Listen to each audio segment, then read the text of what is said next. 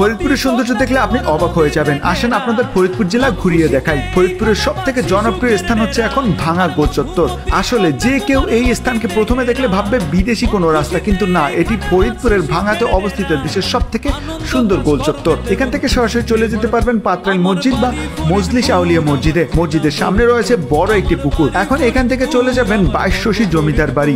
বাড়িতে প্রায় 50 একর জায়গা জুড়ে জমিদারদের বসবাসের জন্য 14টি অট্টালিকা করা হয়েছিল।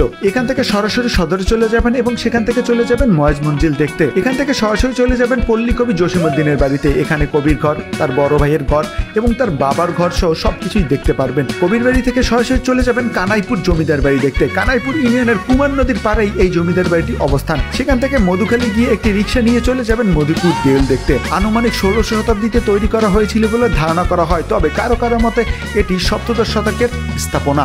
এখান থেকে চলে যাবেন মুন্সি আব্দুর রব স্মৃতি গ্রন্থাগারে।